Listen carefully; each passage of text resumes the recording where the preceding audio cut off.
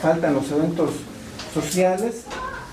Quiero hacer mención pública y por lo tanto compartirles lo que es un pensamiento en voz alta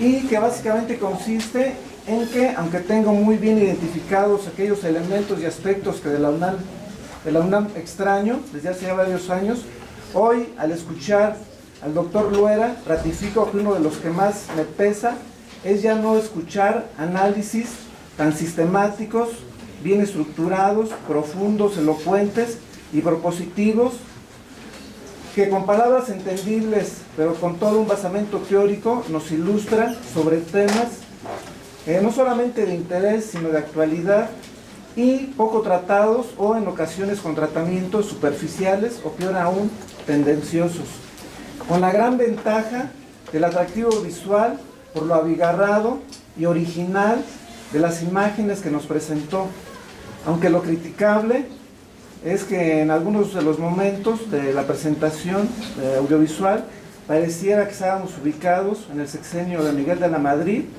no porque haya salido alguna Diana Cazadora con su calzón, ¿verdad? Pero sí porque varias de las imágenes de hombres y mujeres pues, tenían imágenes sobrepuestas que incluso hacían todavía más identificable lo que trataban de cubrir, muy curiosamente. Entonces, felicidades y gracias, Alfredo, doctor Luera, por esta presentación. Ya en la parte final de ella, en lo que abordaste como el apartado de conclusiones, tuviste a bien enunciar algunos posibles derroteros de este agente social y productivo del medio rural mexicano, pero sí te pediría, en ánimo sobre todo pues de ganar en claridad, por lo menos para mí, si pudieras abundar sobre lo que consideras en relación a las formas en que pudiera evolucionar en el corto y mediano plazo esta nueva ruralidad, y también que pudieras ilustrarnos sobre dónde en este presente y nuevos escenarios puede influir el planificador para el desarrollo agropecuario. Es decir, o planteado en otros términos, ¿qué función o qué actividades puede o debe hacer el profesional que hoy estamos festejando para inducir cambios que modifiquen positivamente la situación que nos describiste? Gracias nuevamente. No sé si hay algún otro comentario sobre la misma condición para que el profesor Loera nos integre. Sí, celebro las tres ponencias, desde luego. Me parece que hay un gran común denominador, que es la emergencia de los nuevos actores, o esta transformación de los viejos actores en roles nuevos, entornos más competitivos. Celebro también que el profesor Alejandro Padilla reconozca la contribución de sus alumnos en la búsqueda y integración de estas bases de conocimiento. Además que es muy importante mantener la idea de una comunidad de aprendizaje en este espacio universitario, formativo universitario, y desde luego la propuesta que nos presenta el maestro Padilla, además de que es muy relevante el hecho de atender todo el sistema logístico de la distribución alimentaria, porque está demostrado que cada vez los grandes consorcios mueven cada vez mayores proporciones de los alimentos a nivel mundial. Y por el otro extremo, otros millones de unidades, pequeñas unidades campesinas, pues siguen quedando en términos muy asimétricos en su inserción a los mercados. Entonces consideramos que sí, definitivamente debe ser un reto que debemos de observar y atender desde el punto de vista académico, docente y formativo en un espacio como la universidad. Simplemente comentarle a Alfredo también que me parece que no solamente el campesino cambia, sino que también nosotros estamos cambiando, ¿no? Los técnicos, los profesionistas, también nuestros marcos de sueño, nuestros marcos de referencia, también han sido sustituidos. De hecho, pues vamos todos en este flujo del devenir, ¿no?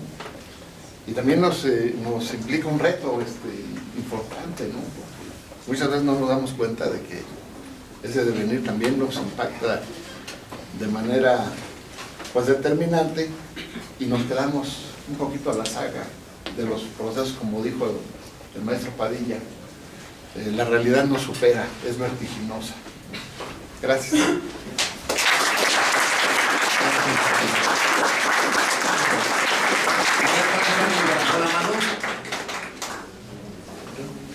Os estaba desperezando. ¿Alguien más? ¿Nadie más? Sí.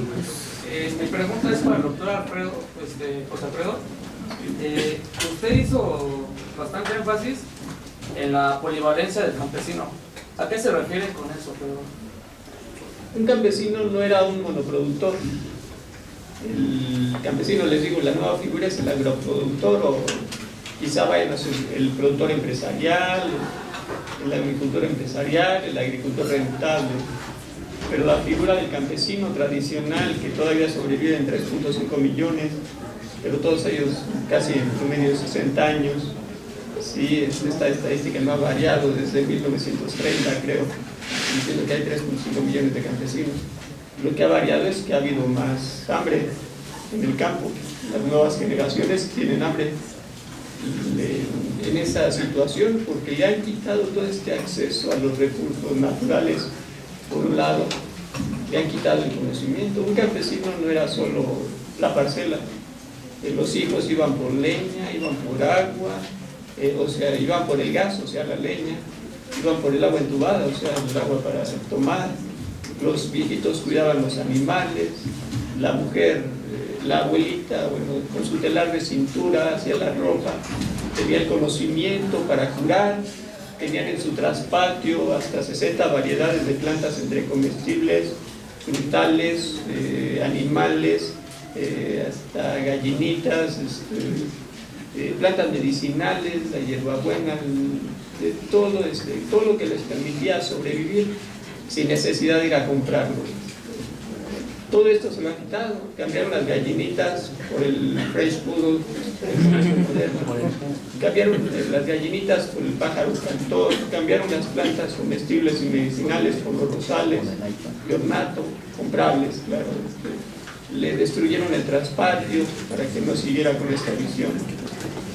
Los niños lloran porque matan a la gallinita porque ya no es un elemento de alimento, ya es una mascota. Lloran porque matan al puerquito, porque se lo mataron, jugaron con el puerquito, se revolcaron en el lodo con él y lloran y nadie se los come. La gente se mataba a las iguanas en el campo, ya está prohibido, abuelito federal, pero se las comía. Ahora los niños salen con la resortera a matarlas por matarlas, nada más.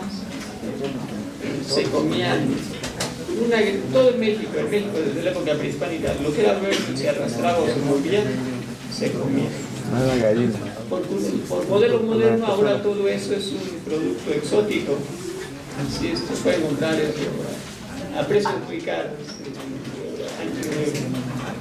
Huevos de hormiga, gusanos de maguey, piel, las hormigas de San Juan, que acaba de pasar la temporada, los chinicuiles, los tascos, bueno, una variedad de...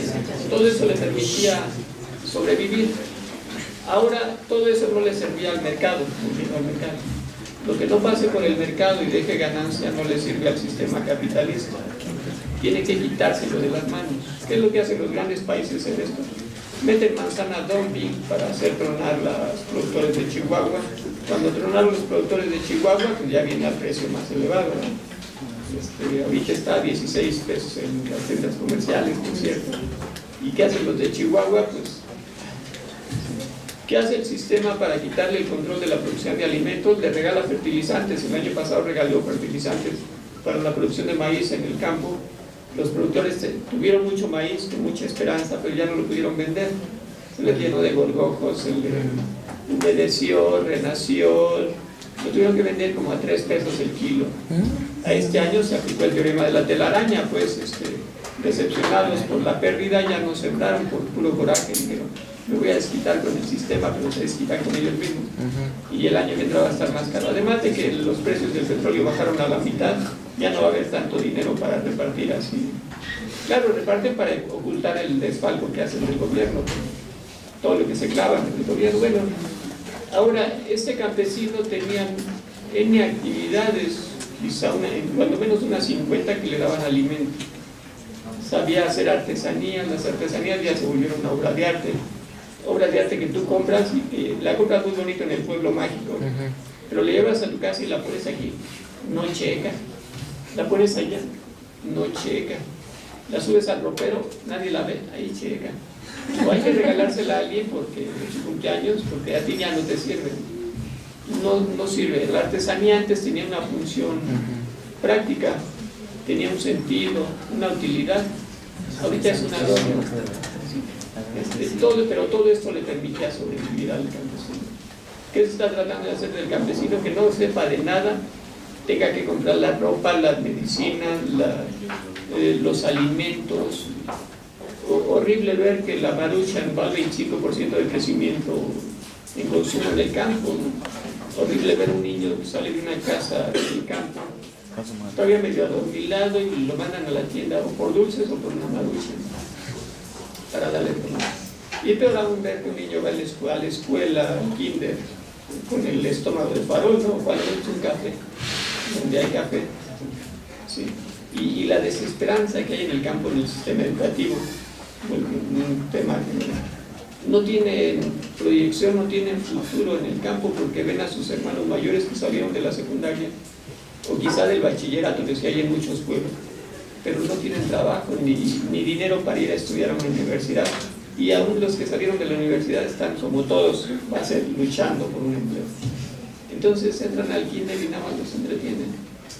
Están estudiando por inercia, porque no hay perspectivas de futuro. Pero volviendo al campesino, ¿el campesino qué hace actualmente? Bendita beca de tercera edad, ¿no? Porque les devolvió un poquito de dignidad, porque ya lo respetan. Abuelo, préstamo, ya no.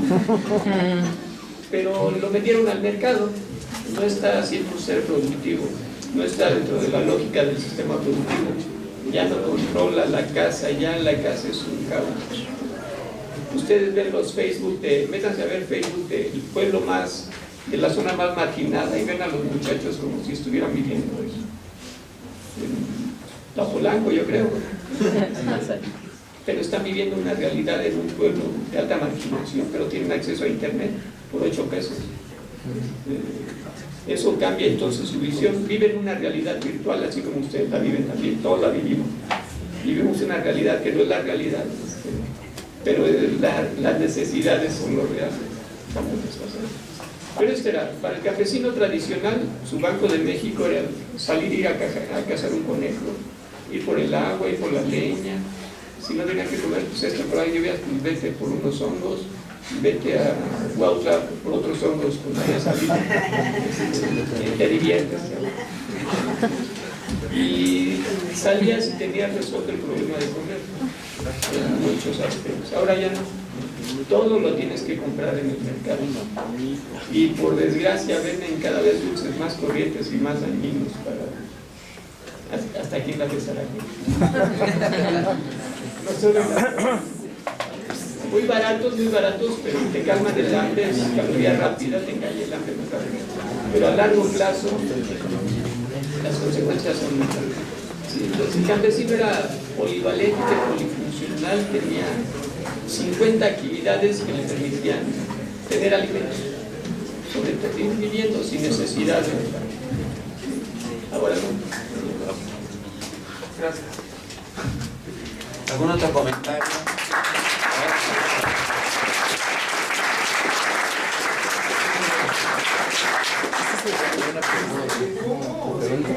¿De qué manera se puede insertar la agricultura familiar en los mercados globales? Bien, bueno, muy buena pregunta. Si quieres, a ver tú, ¿qué es lo que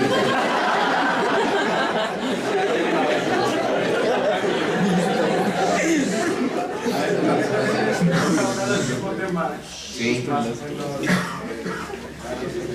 ese sistema de autosugestión suena un poco muy apartada, como quizá como con ideales anárquicos, ¿no? De separarse del sistema, pero bueno, entonces este modelo de la autosugestión, ¿cómo se vería en los índices de desarrollo humano?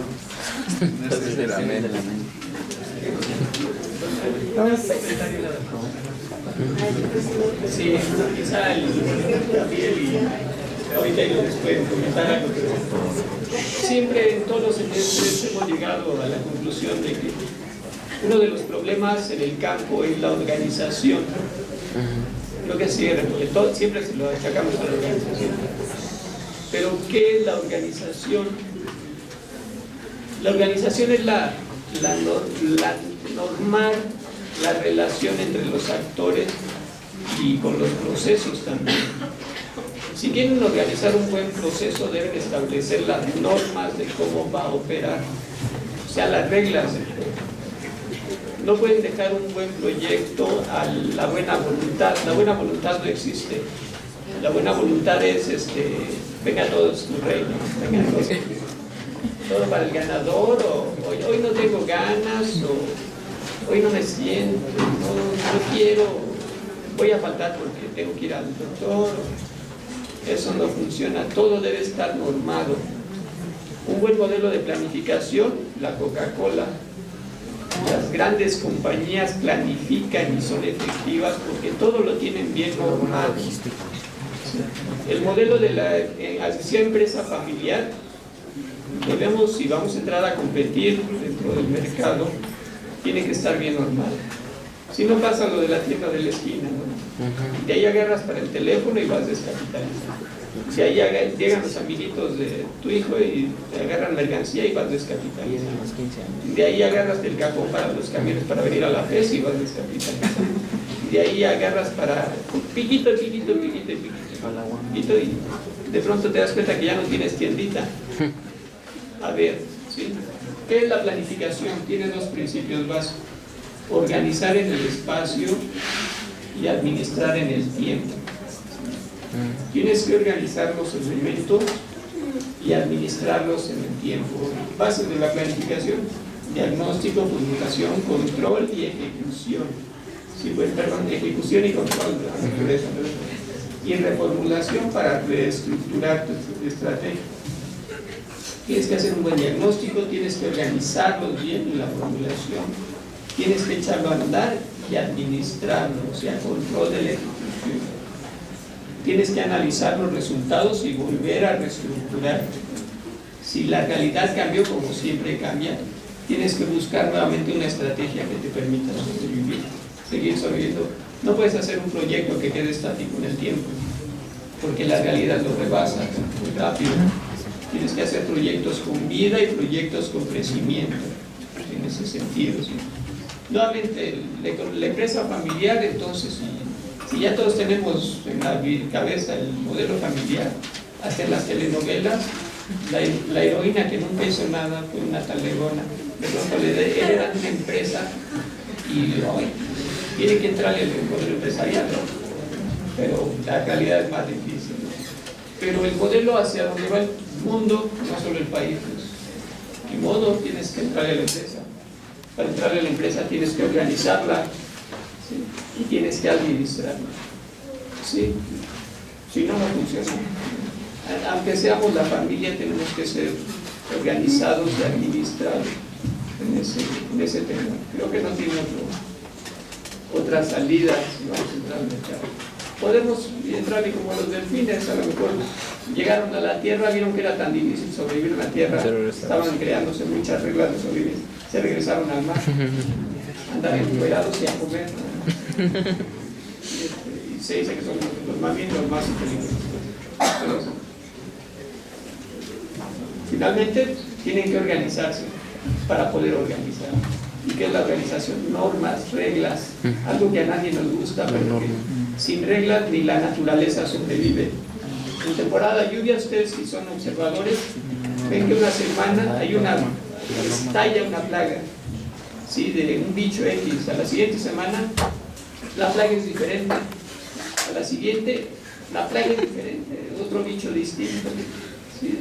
Y ya se está organizada, no es el caos, la naturaleza no es el caos. El hombre es el que le mete el factor del caos, la desarticula y entonces tiene que evolucionar para adaptarse.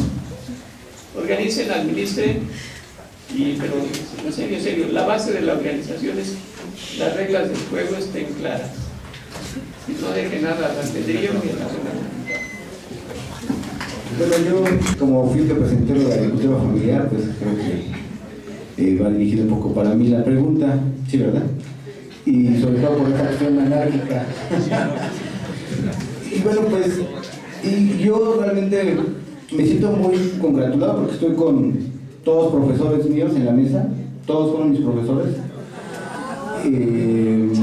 pero pues yo creo que desde más como alumno siempre fui rebelde y creo que no se me ha quitado, porque pues respeto mucho las posturas, pero no estoy totalmente de acuerdo, no comparto porque pues tengo una forma distinta de ver las cosas. Entonces, bueno, ¿cómo puede integrarse un pequeño productor familiar o una pequeña familia al mercado global? Pues ¿qué creen que sí se puede? Incluso hasta tiene mayores beneficios, porque bueno, en México no sucede, pero por ejemplo en Guatemala, que está aquí al lado, podemos encontrar pequeñas comunidades que empezaron con estas partes autogestivas, ya tuvieron sus alimentos, pero que creen que hacían artesanías con las semillitas, con lo que sobraba del coco, y ya después hicieron su cooperativa. O sea, no primero hicieron su cooperativa y ya quisieron vender, sino primero generaron sus propios alimentos sanos, para que no pasara esta cuestión que está diciendo el profesor Lora de mala alimentación, sino unos alimentos frescos, que precisamente que no tuviera estas cadenas de valor, ni valor agregado, o sea, ni etiquetas, ni nada, sino simplemente que le saliera más barato del productor al consumidor. O sea, había un beneficio tanto para el productor como para el consumidor local. Pero ya después de haber cubierto esto, estas personas indígenas empezaban a hacer artesanías, y estas artesanías eran bien vistas por los extranjeros, o conservas, pero obviamente no hacían las grandes producciones, ni las miles de toneladas, sino simplemente hacían pequeños, no sé, cajas, o algunos muñecos, aretes, pulseras, y ya dada la necesidad de que requerían mercados internacionales ese tipo de artesanías o ese tipo de productos orgánicos, pues vendían directamente a través de una pequeña sociedad cooperativa y mandaban a Europa, sobre todo, o a Estados Unidos estos productos, pero ya tenían que ir subiendo su nivel. Pero la fórmula es al revés, no es como dice Zagarpa, como dicen los programas, haz tu empresa social y te vamos a dar tu lana, y la gente no sabe ni ser empresario. Entonces primero producían, primero satisfacían sus necesidades y luego se volvían empresarios. Estamos hablando a 10 años y bueno, entonces ya eran personas bien alimentadas. Ahora, hablar del consumo y hablar de esta parte del valor agregado, pues simplemente estaban diciendo, digo, para mí se me hace contradictorio lo que mencionan, ¿no? Esta acción de las manzanas, los productores del norte la venden a 50 centavos el kilo y nosotros la compramos a 16, ya lo acaban de decir, o 20 el kilo. ¿Y quién se queda con la tajada? ¿No? Entonces, sigue siendo este intermediario, aunque sí está castigado o lo que sea, el que se lleva la lana. Y el perjudicado somos nosotros los consumidores y el productor. Entonces, bueno, yo creo que cambiar la visión, digo, no es que me sienta tan joven, pero creo que yo traigo otro rollo en la cabeza muy distinto y bueno, también incluso esta cuestión de la gratuidad, pues sí estoy de acuerdo que no sea gratis, ¿no? Pero entonces todo el conocimiento que recibí de esta universidad, pues no me costó nada. Le costó a un movimiento revolucionario, un artículo 3 de la Constitución, el que yo pueda ser un licenciado. Entonces, no asimilar esa gratuidad, no valorizar que hay cosas gratis desde el punto de vista social, pues no lo comparto, sinceramente. ¿no? Yo traigo otro rollo, a lo mejor soy muy juzgado, muy soñador, tengo una postura anárquica, pero al final estas universidades que, vuelvo a repetir, tienen sistemas de estudio, patrones de estudio dictados por la OMC, no por el propio país, entonces sí me genera contradicciones. Y en ese sentido, pues yo estoy equivocado, porque yo soy del viejo plan, estudié una materia de cooperativismo que ya no existe y que pues va cambiando entonces la carrera hacia donde va el gobierno, pero pues entonces nos olvidamos que estamos en la UNAM, que es una escuela social nacida de una lucha del pueblo. Entonces, esa es mi visión, esa es mi postura. Yo diría que debería haber materias de cooperativismo, de agricultura familiar, y materias que traen un despertar de conciencia, porque a lo mejor intelectualmente no se puede comprender, pero bueno, digo, al final asumo que puedo ser muy soñador, pero sí hay formas, y estas familias que venden su cajita o que venden sus rebocitos a Europa, pues les va muy bien con los euros o les va muy bien con los dólares, pero además les va muy bien saludablemente. Y sí tiene que ver con procesos de organización, pero no como los que dicta el Estado, sino los procesos de organización que se da, por ejemplo, con la economía social. ¿Han oído hablar? Ahorita en Europa está de moda, hay muchas universidades alternativas que traen pues otras visiones, la cuestión agroecológica, la cuestión que le dictan como hippies y todo, pero al fin y al cabo son cosas y manifestaciones que están haciendo y que las universidades no están volteando a verlas, pero la sociedad se está organizando y ahí están. En México tenemos las cañadas, tenemos algunos apenas brotes, pero son organizaciones que, igual que con lo de Cuba, que se tuvieron que organizar a través de un conflicto, pues son organizaciones de que si no me organizo, pues me muero de hambre. O sea, donde ya llega a tal grado los grados de marginidad que las personas por naturaleza se organizan. Entonces, bueno, a mí me gusta eso, yo le apuesto a eso. Hay una diferencia entre la empresa de capital y la empresa social. Habría que estudiar qué es la empresa social, porque la empresa social tiene muchos parámetros distintos a la empresa que conocemos. A mí se me da pena que el número de centros comerciales se haya incrementado tanto. Tiene que ver con formas de consumo. ¿Y qué pasa en Europa? ¿Qué pasa en los países escandinavos de alto nivel?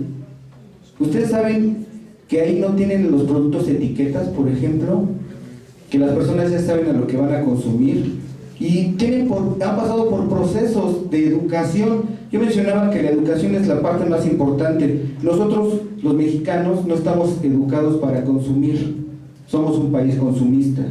Entonces, desde los procesos de consumo, pues digamos, somos el patio trasero de los Estados Unidos y pues somos el país que más consume el lomo michoacano y todo lo que ven en la tele, ¿no? Entonces, al final yo creo que el universitario tiene que tener un grado de conciencia y un grado de poder descifrar qué es lo que está pasando con las leyes de mercado. Y digo, al final, pues yo respeto mucho que aquí pues mis maestros sigan con esta línea que yo aprendí de ellos, pero pues, al final yo en el mundo, en la calle y obviamente con la población rural y sobre todo con las visiones internacionales, pues traigo otra maquinación, ¿no? Y pues espero no ofender, simplemente es compartir con todo corazón y pues qué bueno que la UNAM fue gratis, porque si no, no hubiera estudiado. Muchas gracias.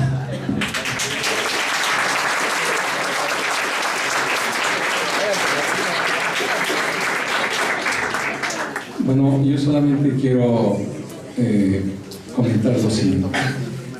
A mí me parece que la grandeza de la UNAM es el respeto a la pluralidad y a la diversidad, y en eso radica mucho de su quehacer y también de su sustrato.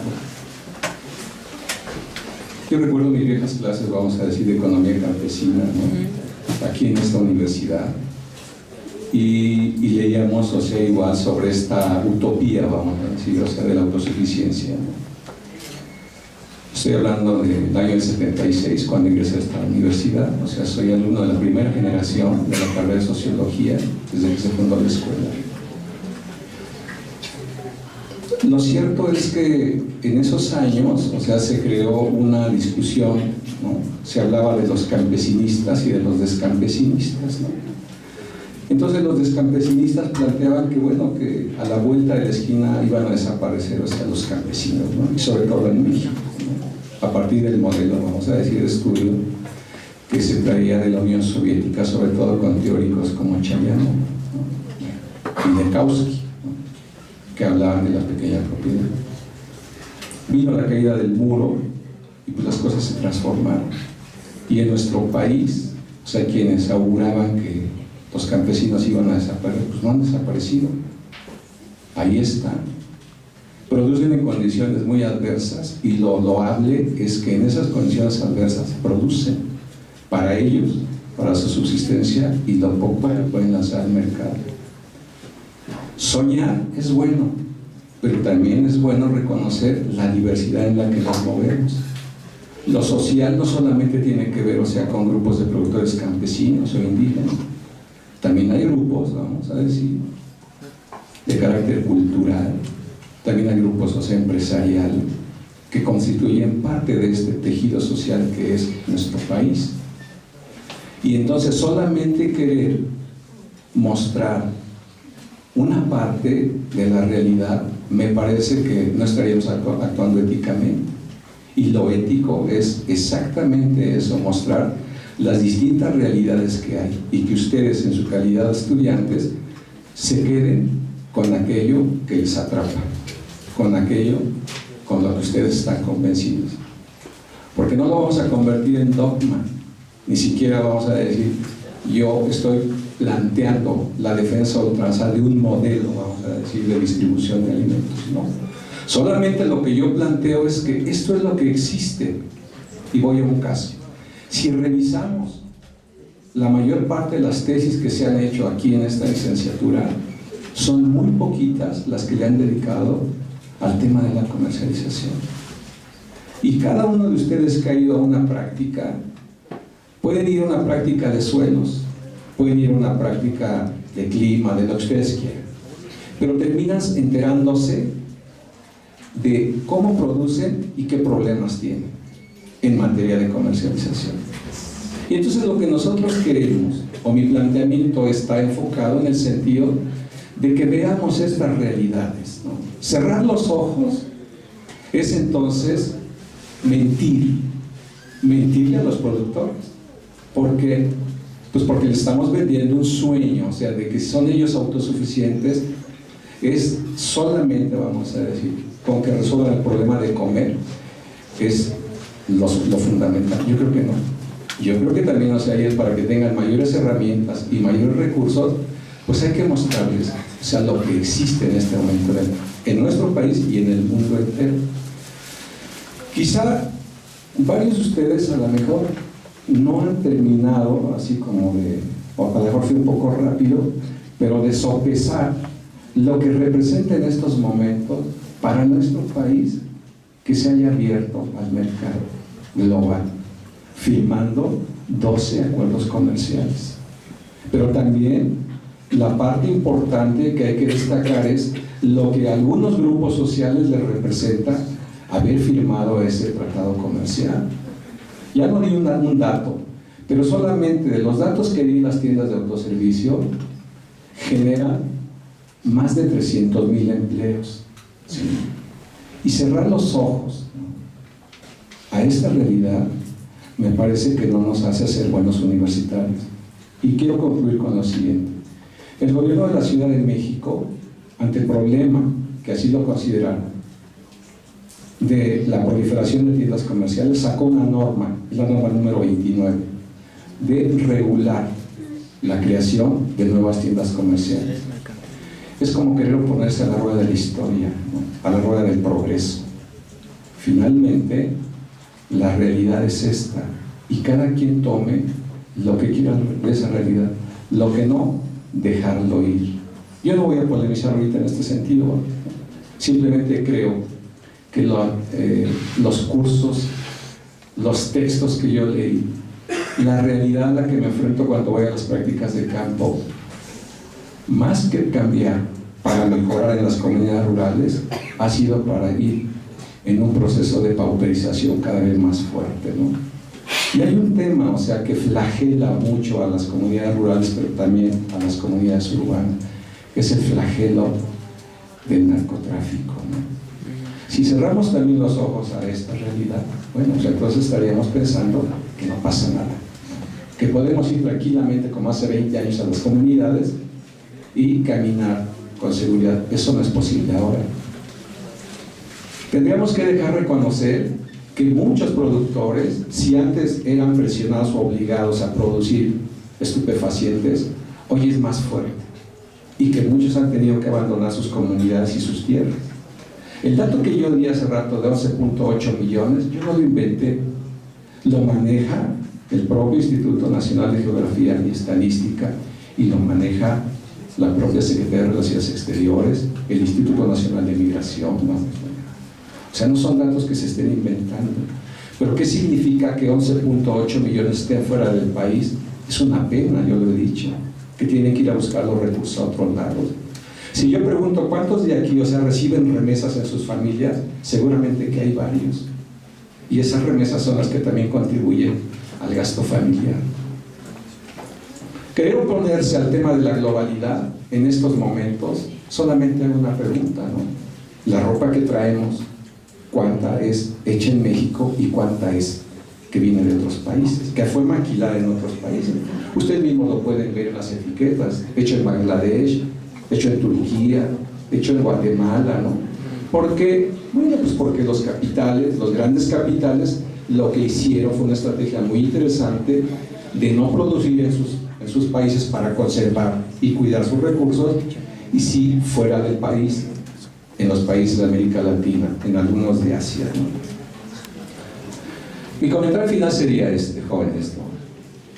Ustedes están en libertad en una universidad que nos ofrece toda esa posibilidad de discutir, de disentir, de estar en desacuerdo, de criticar, pero hay que criticar también proponiendo, y creo que ese es el reto.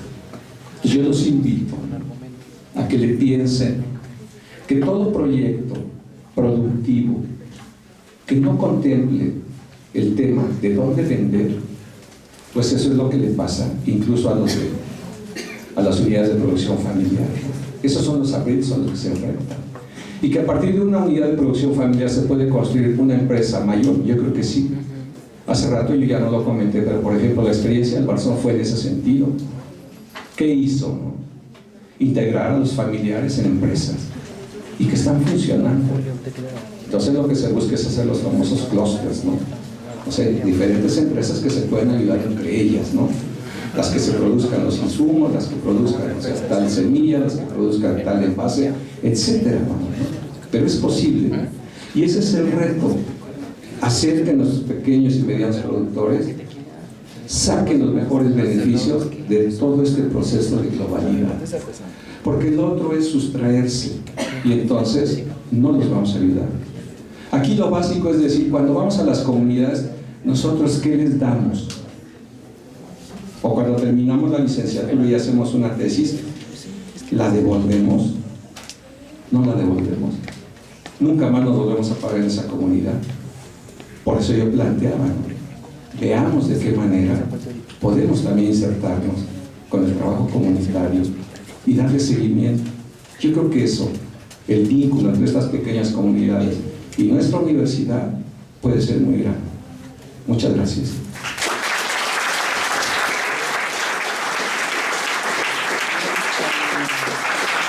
Me da mucha pena tener que terminar con el evento a las 8 de la noche. No, ahora sí nos cierran el local, como se dice en el buen argot. Puedo Sí. ser breve y bueno. Esto es muy difícil, profesor. Usted no me... No, no crea. Bueno, en ánimo de esta apertura democrática. Gracias, en lo que es la esencia del planificador y desde su origen mismo, en lo que constituye su ADN, han estado presentes algunos elementos que me da gusto constatar que todavía tienen manifestaciones, ¿verdad? Principios como el de la solidaridad y también el de buscar en todos los elementos la justicia y la imparcialidad. Aquí por supuesto que es más que claro que en el caso de Gabriel Sandín no es necesario que haya paladines para defenderlo, porque él se puede defender por sí mismo. Pero yo lo que sí quiero compartir con todos ustedes es que se ocupa no solamente valor, sino también la audacia para proponer e ir en contracorriente. Yo considero capital, incluso la historia así lo ha demostrado, la necesidad que en todas las sociedades, independientemente de su contextualización temporal y socioeconómica y política, son necesarios o requieren seres iconoclastas como tú, Gabriel, así te lo digo en esos términos, que hacen que vengan a nuestra memoria aforismos como el de Bertolt Brecht sobre los luchadores y el tiempo que destinan a su lucha. Y tú caes en la tercera de la categoría que él señala. No solamente eres bueno o mejor, sino que eres imprescindible. Yo por eso te exhorto para que sigas con esa necesidad muy reconocida en tu persona, en tus manejos, una necesidad que recuerda incluso la lírica popular de poetas de la canción como Silvio Rodríguez, y para que con esa lucha que tú siempre has dado, sigas y demuestres que expresiones como no se puede no son más que limitantes autoimpuestas y que las echan por abajo experiencias como la que nos compartiste, la cubana, e incluso enfoques que a lo mejor si los ubicamos temporalmente y erróneamente podemos pensar que ya están desfasados, pero que vemos que hay manifestaciones como flashazos en distintas partes del mundo que recuerdan casos como un enfoque Rehobot o incluso los de los kibutzim en Israel, que lógicamente la explicación que daban los estudiantes hay que contextualizarla en el nivel donde ellos se mueven todavía de tipo cognitivo y demás, pero es muy loable que experiencias de esa naturaleza se sigan reproduciendo. Entonces, bien por ti, y ojalá no seas la excepción que rompe la regla, que confirma la regla, perdón, sino que a tu mentalidad, tus manejos, se sumen muchos más. Gracias.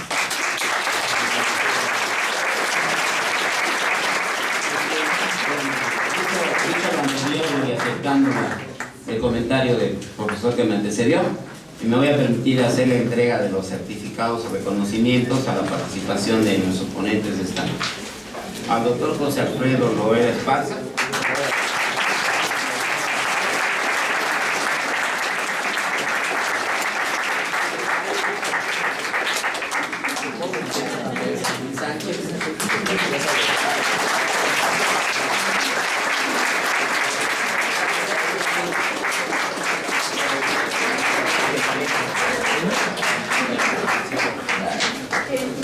quiero entregarle al próximo su reconocimiento por apoyarnos en esta mesa. Entonces le hacemos entrega de su reconocimiento como moderador de la primera mesa.